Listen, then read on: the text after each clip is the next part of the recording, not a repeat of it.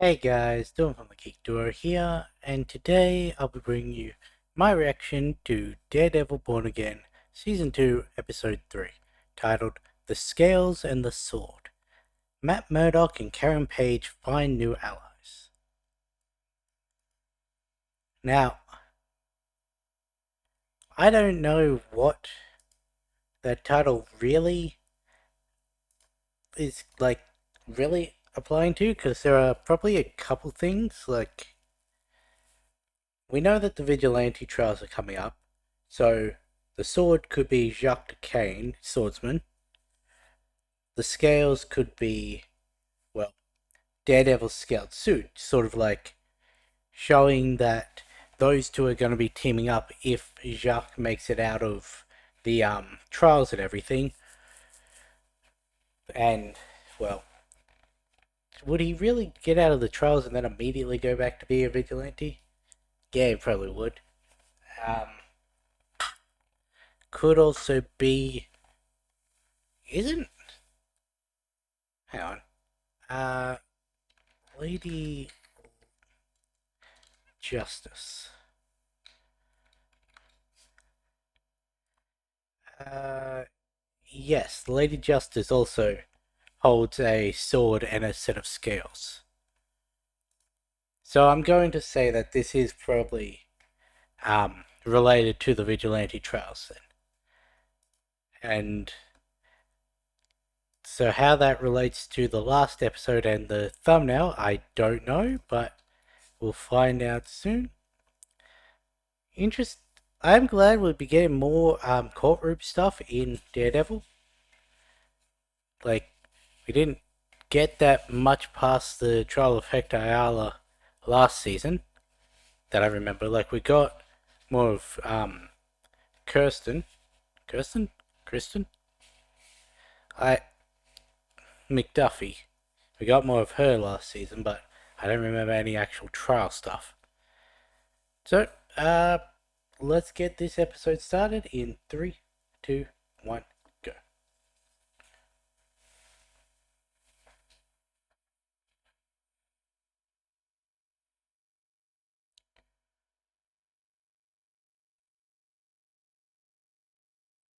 Where are my subtitles up the top?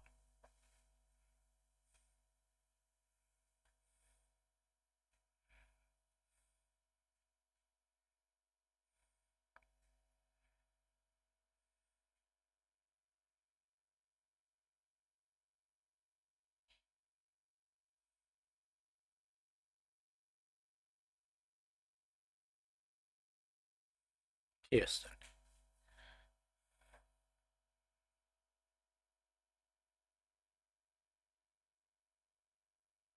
We're getting more Matthew Lillard this episode. Oh, and we're also following up on the watch.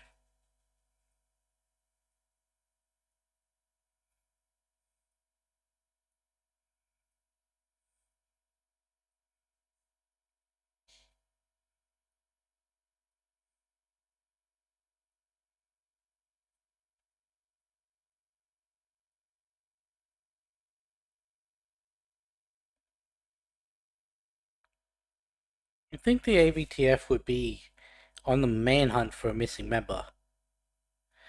But also, you'd probably think that they wouldn't advertise that they've got a missing member to make it so that people don't think they're invincible.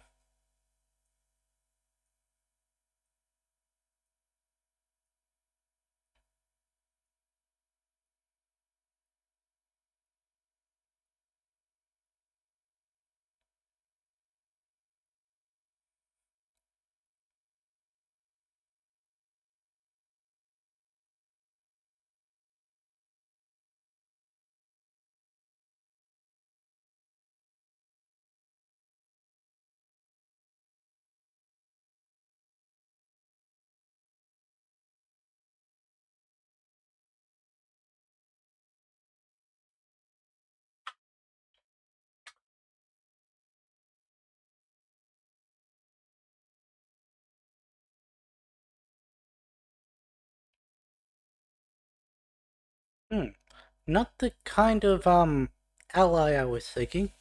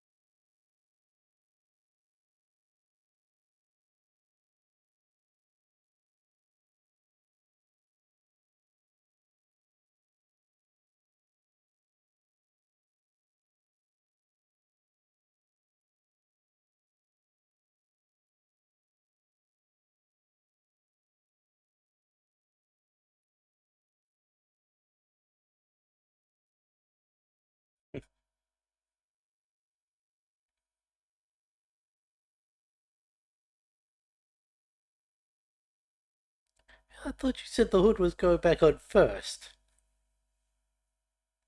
Not what I was expecting. I thought that the difference about him was that he was young, like he'd been like fed so much detail as a young person that he's been manipulated and like he'd be able to be pulled back. Not that he was already pulled back and everything. Having a person on the inside would be nice. The issue is, what if people find out that, hey, he's taken the card?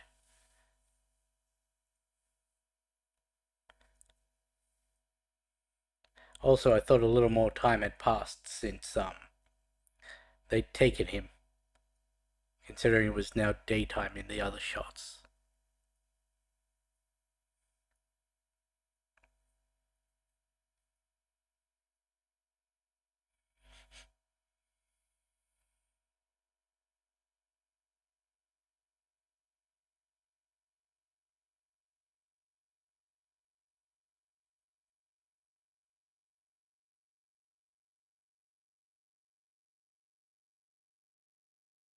Girls in sword could mean just an all-out assault as well, like chainmail and a sword for an army. So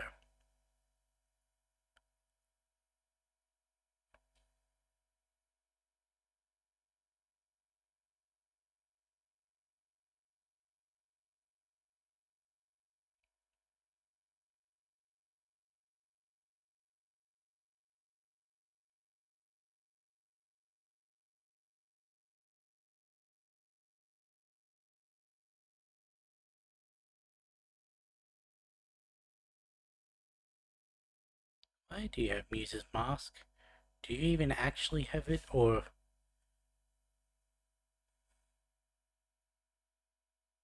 is this like your visions of him?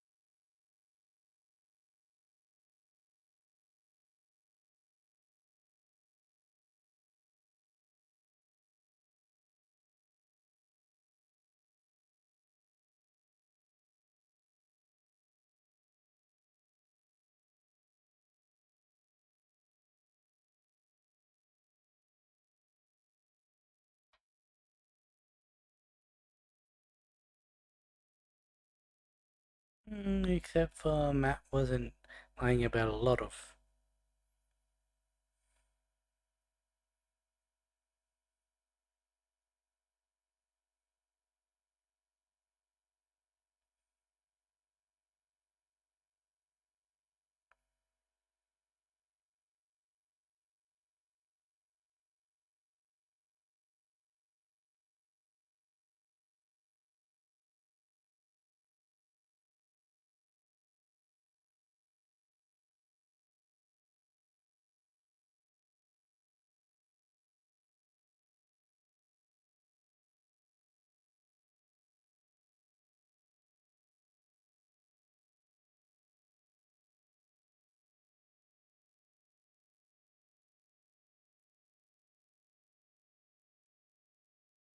I really don't understand in universe why they equate Bullseye and Muse as vigilantes.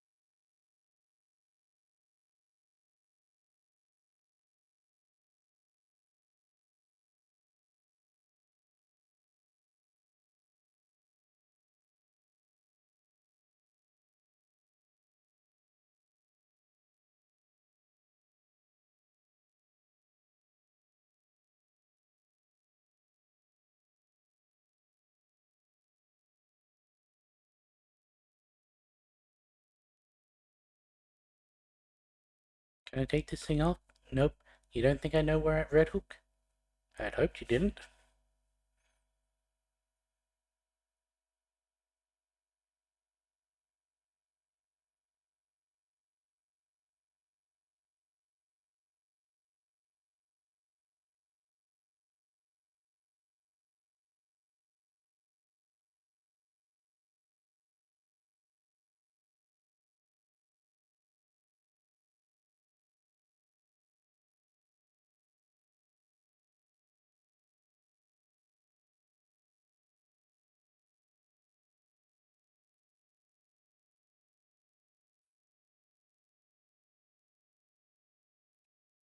Well, that was impressive.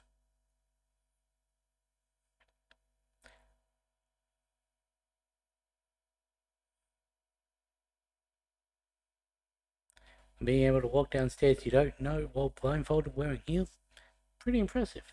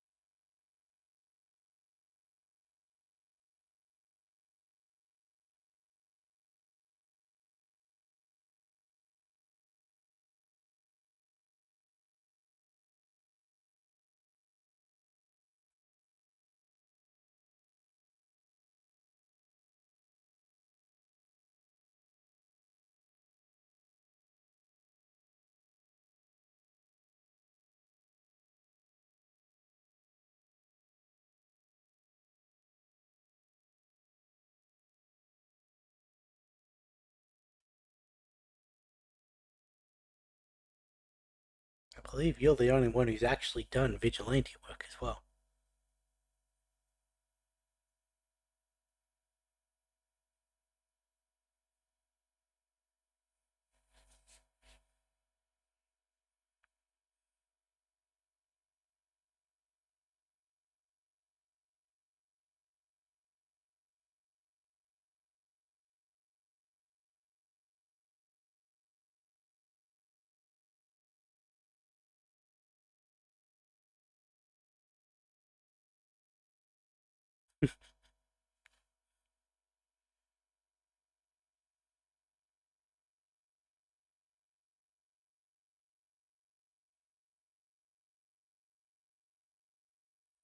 That's the problem. Hochberg even said, you think the evidence matters?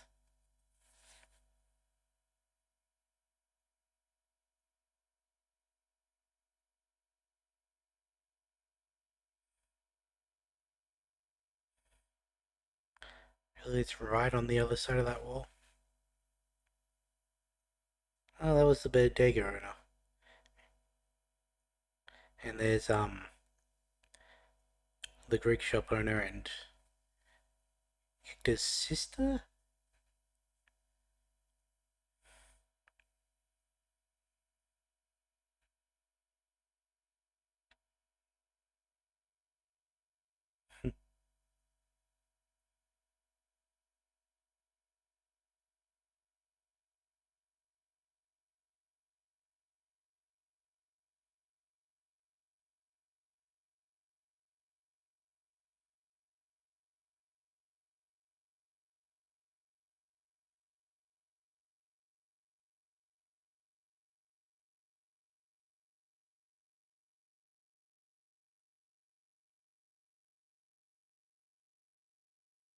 He has his own thing going on at the moment,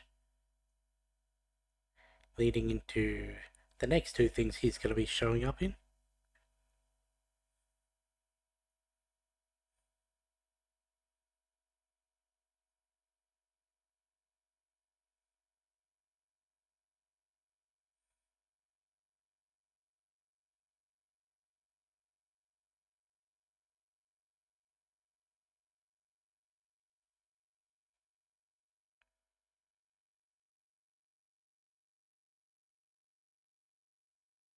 No, more need to go after Vanessa.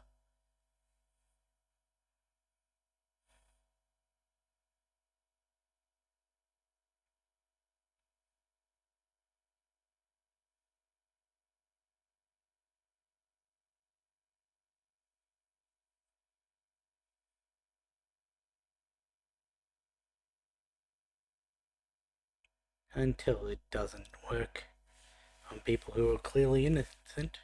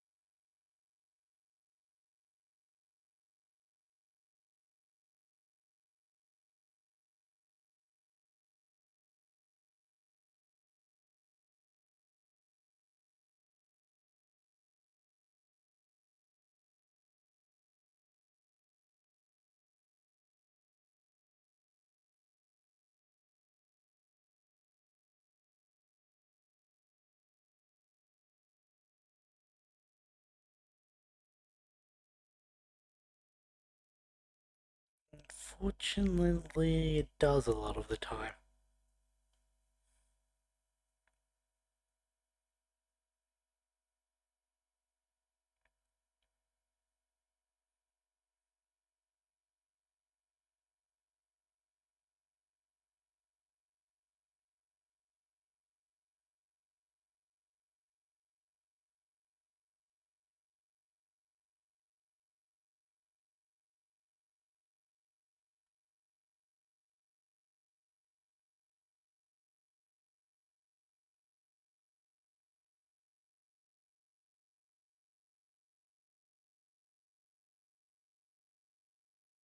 Unless, of course, well, if he reveals what's in there, then yes.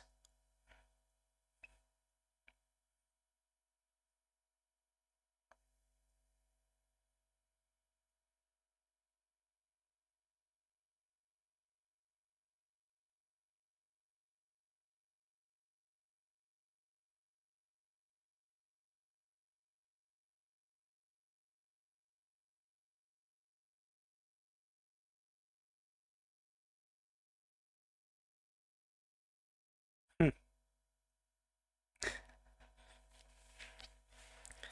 That was a nice rebuttal. Not rebuttal. I'm not good with words lately.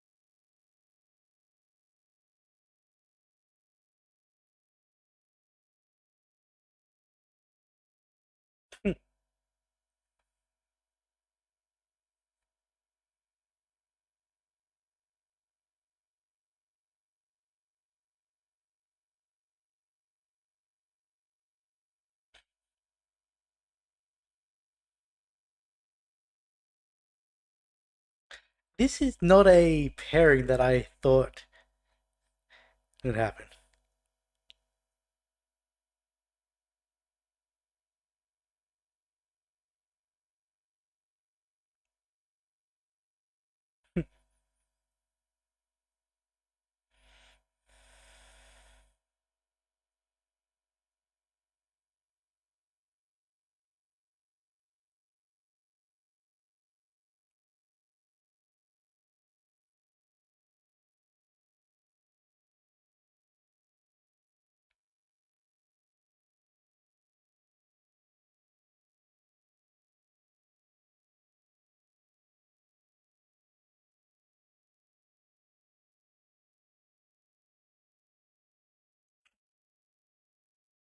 Huh.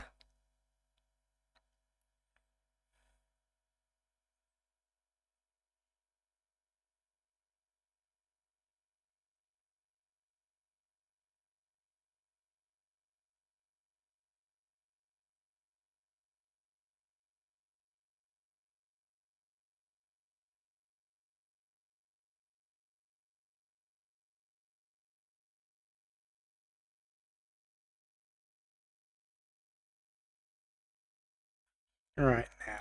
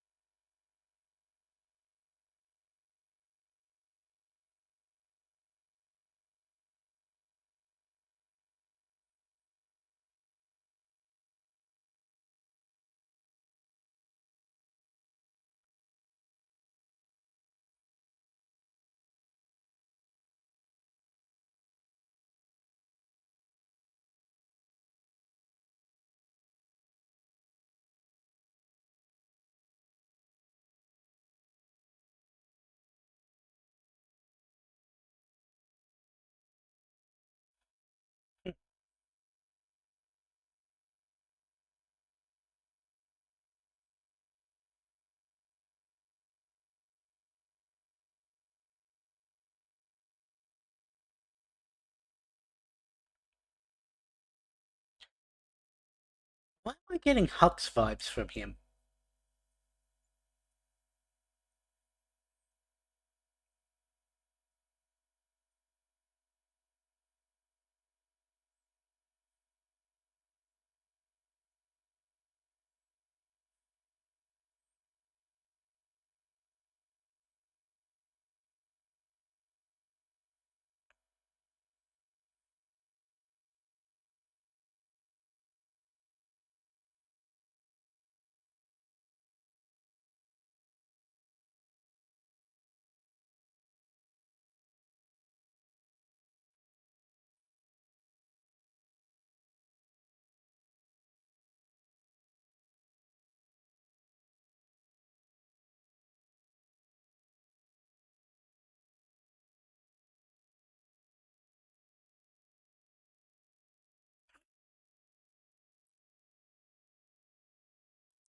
And I'll throw you into a windowless box where no one can find you.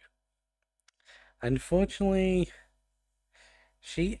How does she know about Red Hook though? Because I don't think Daniel would know that that's where.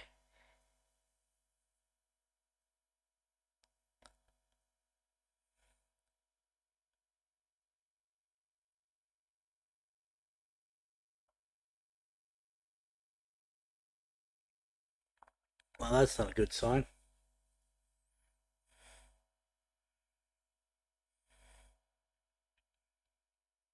Never mind. They've got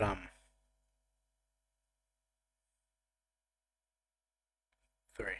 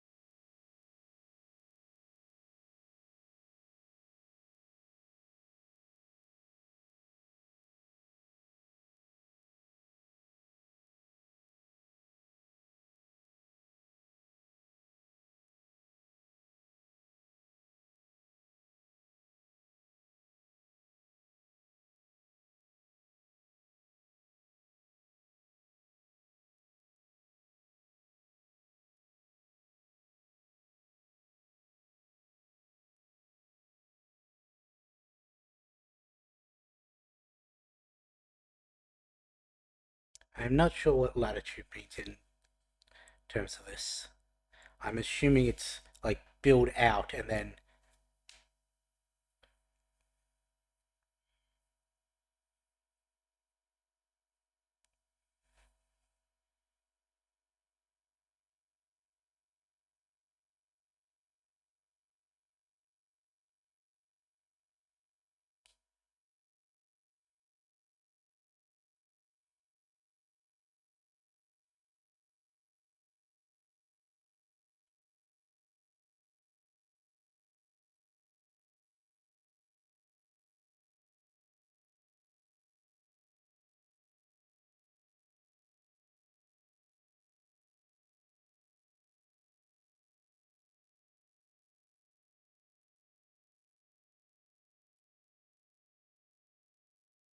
I'd laugh if he gets out. They did say ready to do some good, so are they actually going to do good? Not with the way the camera's turning, they're not.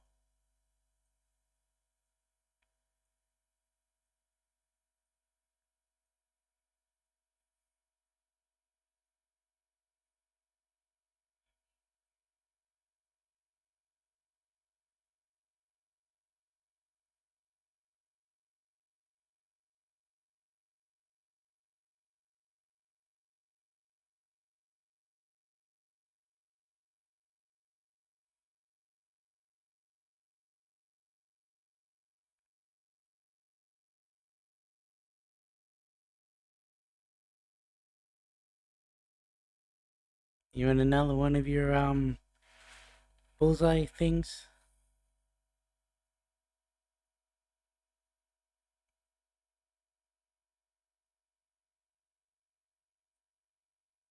Sometimes you just feel like lying on the floor.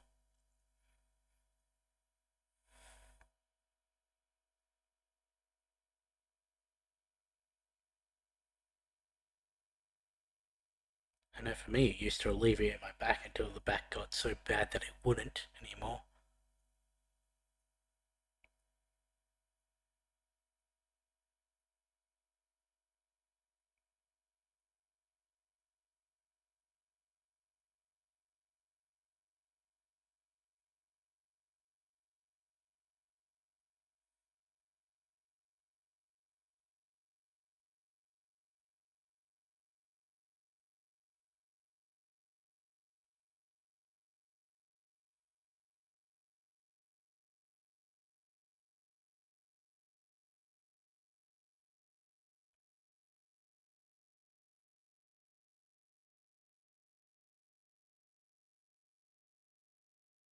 Except you didn't do your job and you know it.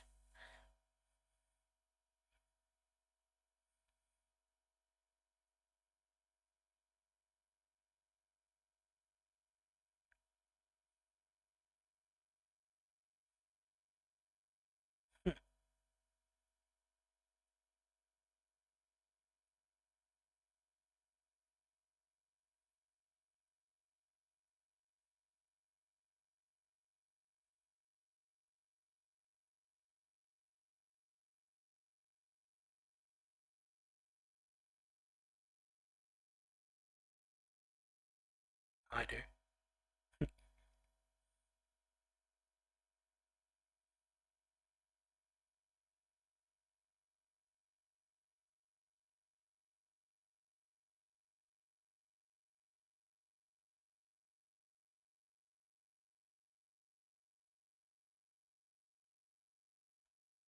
For a table that big, why are they set so close together?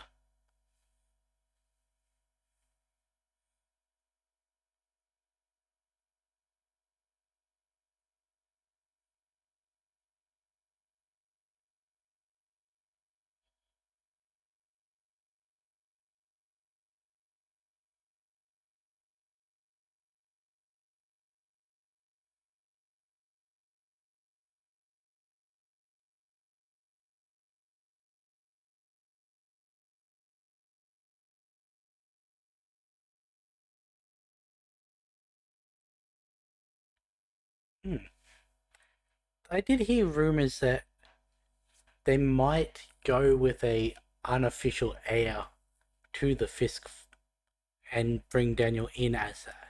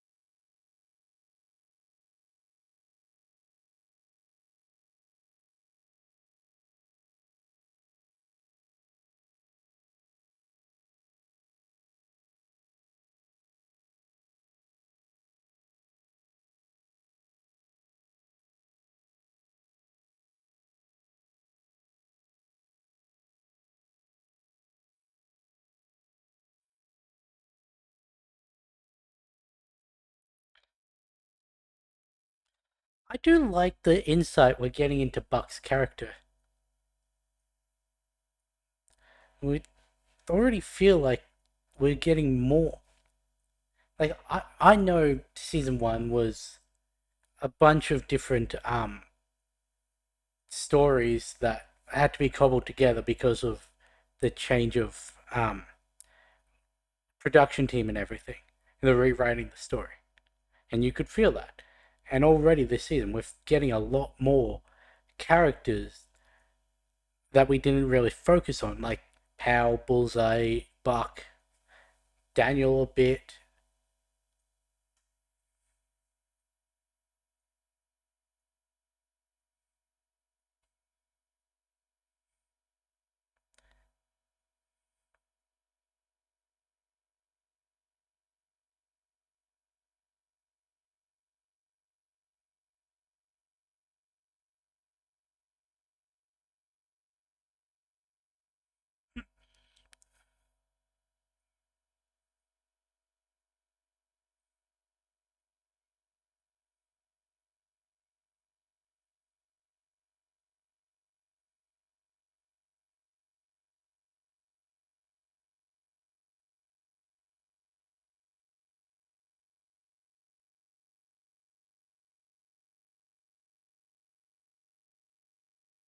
Hmm,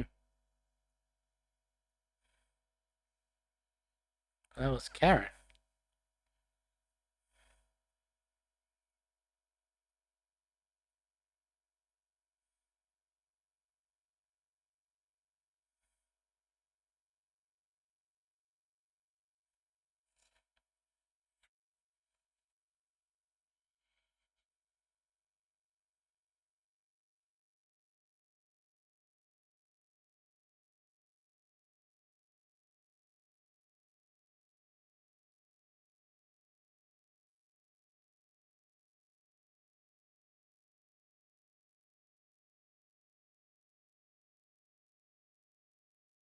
Oh, what did you hear? Hmm.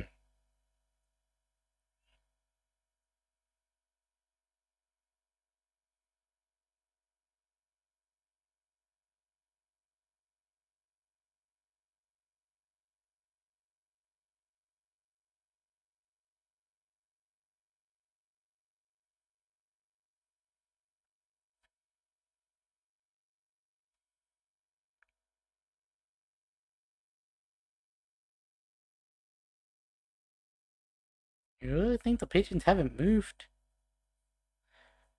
Because they weren't exactly nesting pigeons.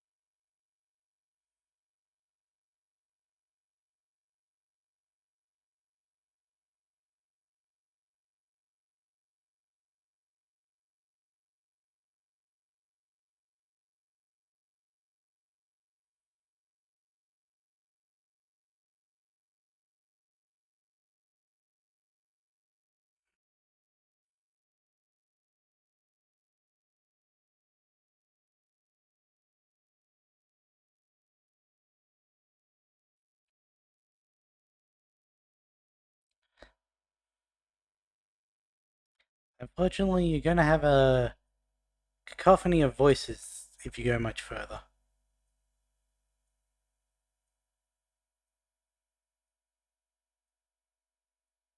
Do you go for the ammo or do you go for the people?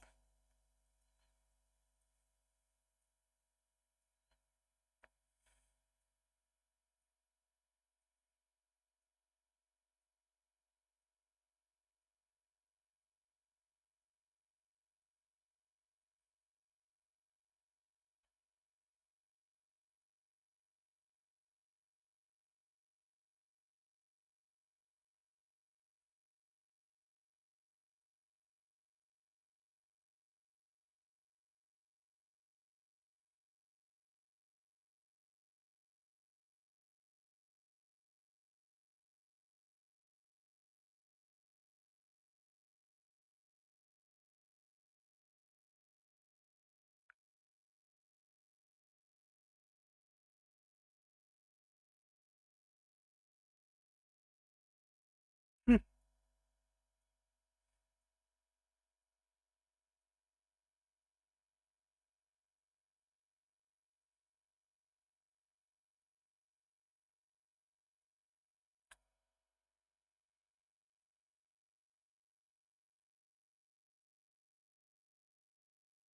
Hmm.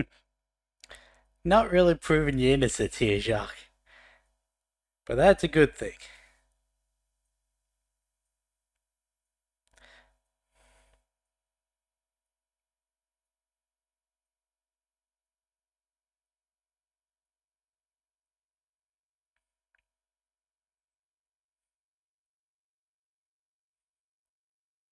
I thought they were gonna friendly fire.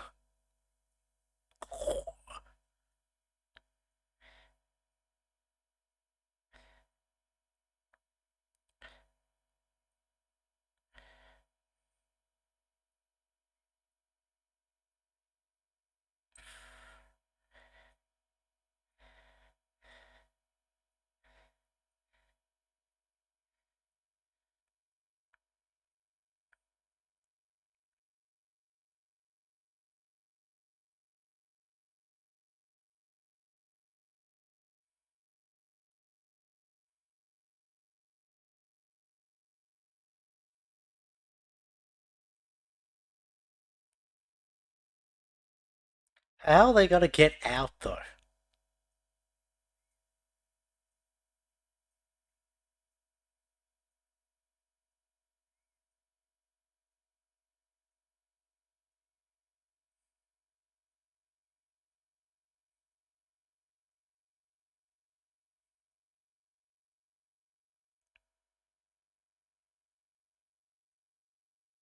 Is that Bullseye? Or someone else? I think that might have been someone else.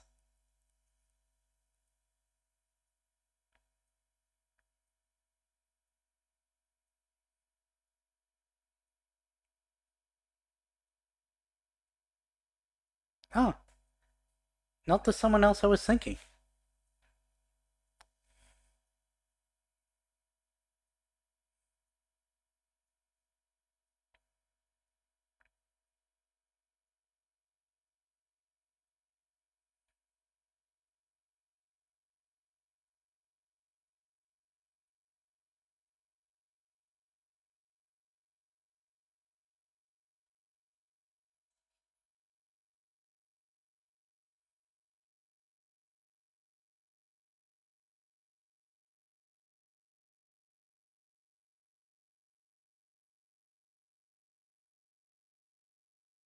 How did you manage to snag their comms?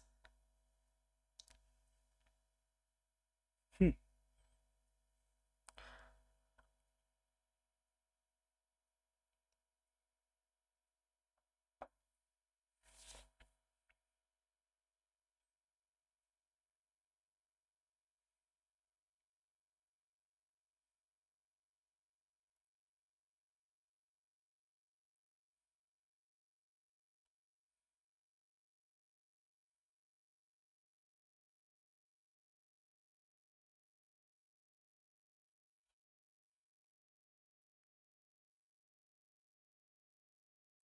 Unfortunately, where are all these people going to go?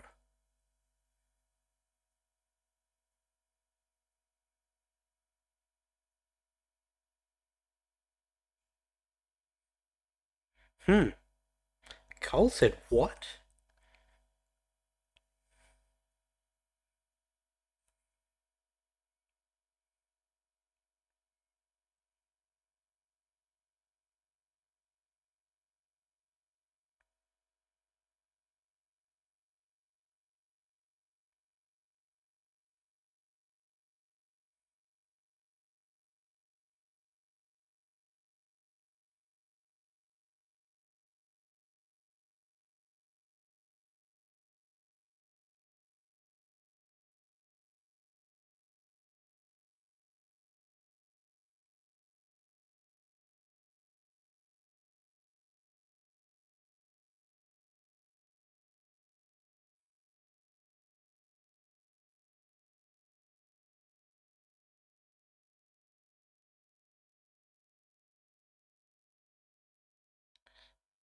Yeah, you guys aren't really good at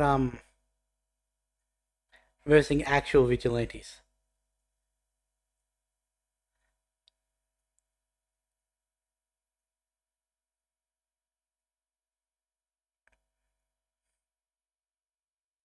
Of course, you'd move behind someone, pal.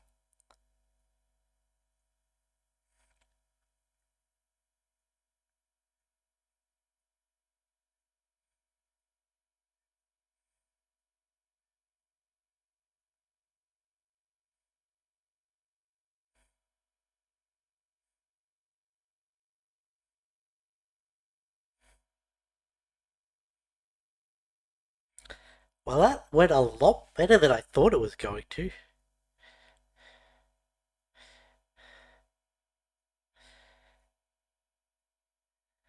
The problem is you didn't get the weapons.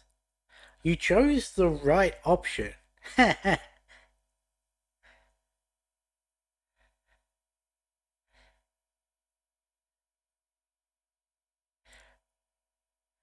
unfortunately, you're back at square one when it comes to exposing Fisk.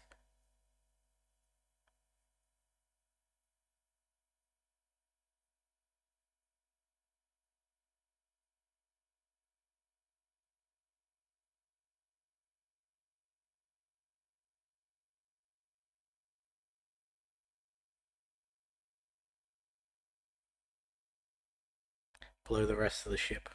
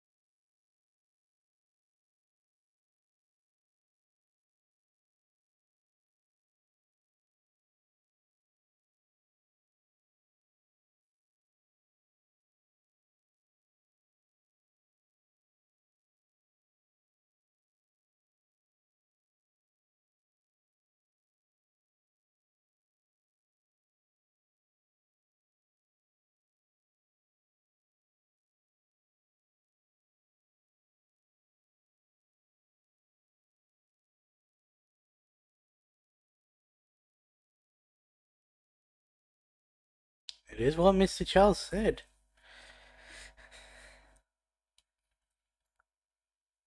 Just make it seem like an industrial accident and then you can use that to your advantage. Well, he didn't say you could use it to his advantage, but here's the thing. If all the stuff is in Red Hook already, and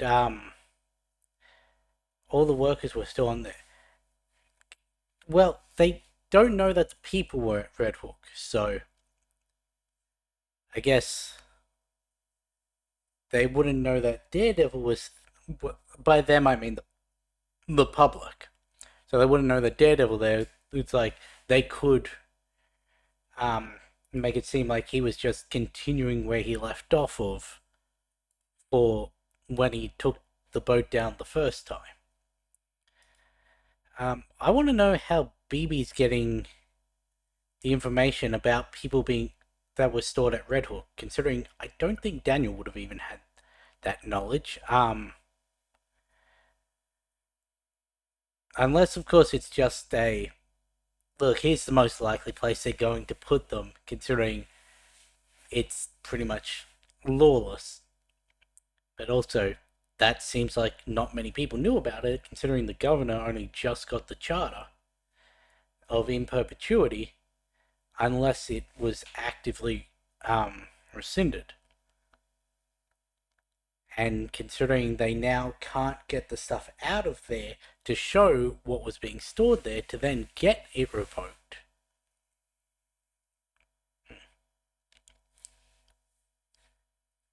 I will say this season does feel a lot more put together than season one did, because you could feel the effects of the two different groups running the show.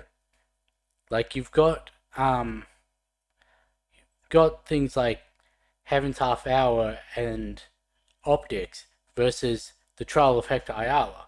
Two different stories. How Frank had to be brought in to the existing story when they didn't originally plan for him to be there. I say Heaven's Half Hour and Optics because I think those were the ones that had the returning cast.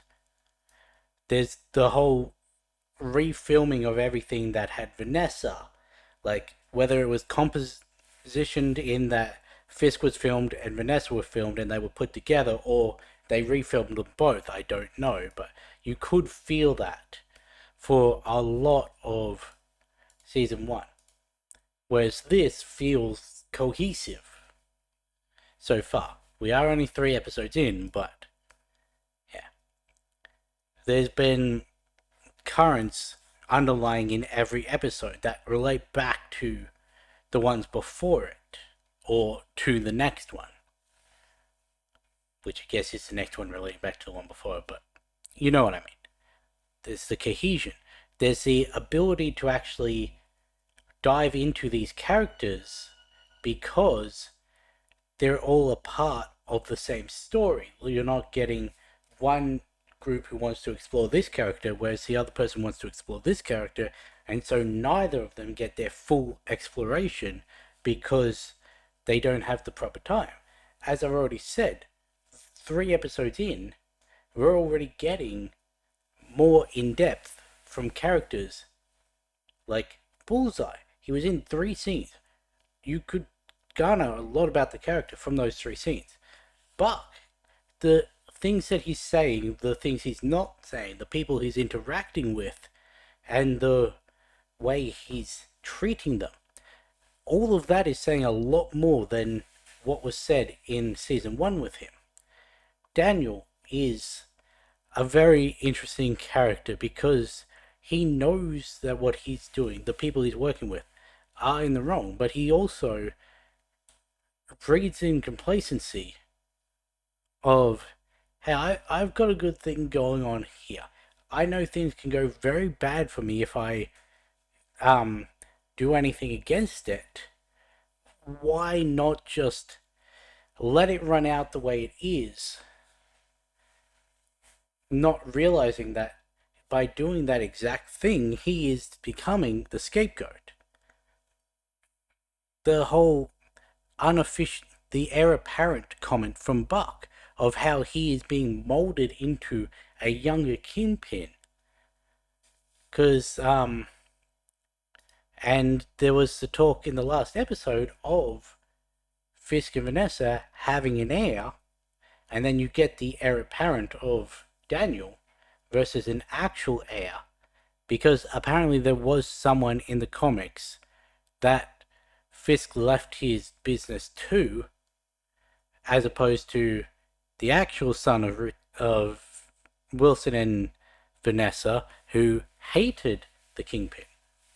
So, yeah, it's just a lot more character development, and there's been action in every episode. While the episodes themselves have not been any longer, really. It's just a more concise story. I'm really enjoying it.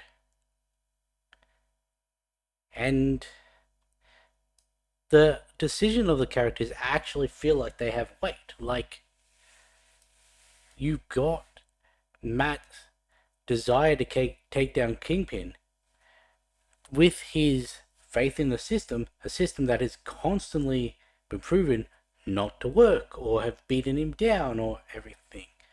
And yet he still believes that in the end, the good will win.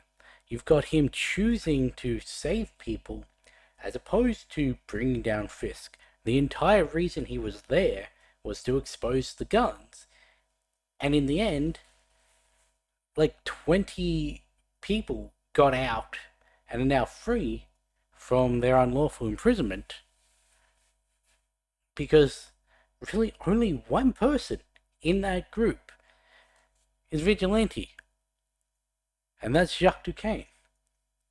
There was Frank, though I hesitate to call an anti-hero a vigilante, but I guess it's a lot more in line with the term of vigilante than Muse or Bullseye. But yeah, the fact that you see in this very episode where they're saying that the law will win and everything, that it doesn't. That it's just a farce to like get on Fisk's good side.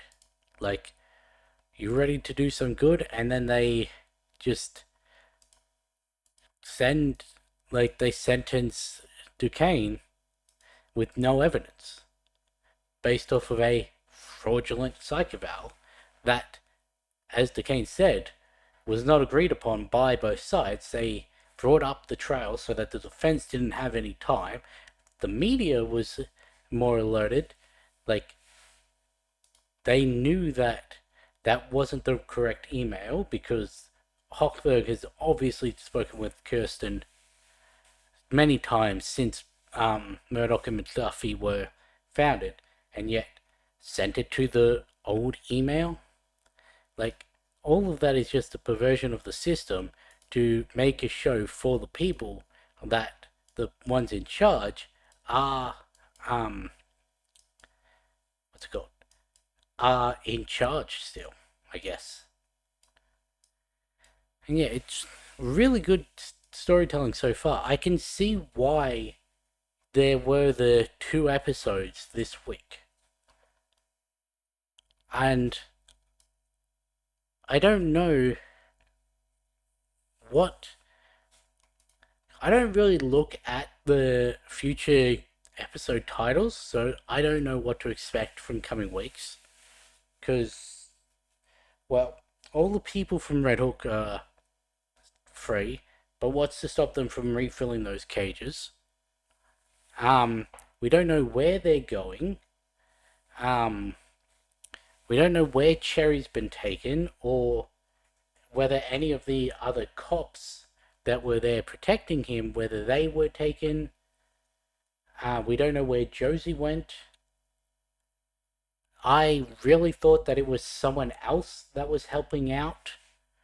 Like running through Red Hook. I wasn't thinking about White Tiger. Like, I didn't think that she'd be coming into it till later. Yeah.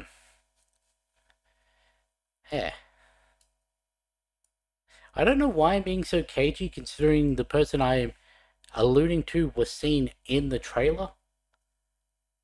But, yeah, until they actually are shown in the show, I'm not going to mention it. But yeah, I wasn't expecting AVTF people to be flipping even Cole North. Like, he was so gung-ho, he wanted to join it, he felt like they were to blame for the explosion at Matt's apartment, even though it was the task force people, if I'm remembering correctly. But when Powell said, shoot the um, prisoners, they'd had the subtitles down the bottom of Cole. What? Like, even one of the more gung-ho people who's been there from the start is questioning things. I really don't. I don't know why I'm getting Hux vibes from Buck. And yes, I am meaning Armitage Hux from uh, Rise of Skywalker. Specifically that one. Like, where it turns out that he's the one feeding information and everything. I don't know why. There's been a lot of things not said, a lot of pairings that he's gotten into in the last couple episodes that just make me feel like he's no longer as on board with things as he was in season one. I would have liked to have seen more Mr. Charles, but I understand that the reason he was in the opening was because of the whole when it's done, we can make it seem like an industrial accident. But I just want to see more Matthew Lillard. I don't really care whether it's that character or not. But yeah, looking forward to next episodes. And I guess with that being said, I'll catch you in the next one.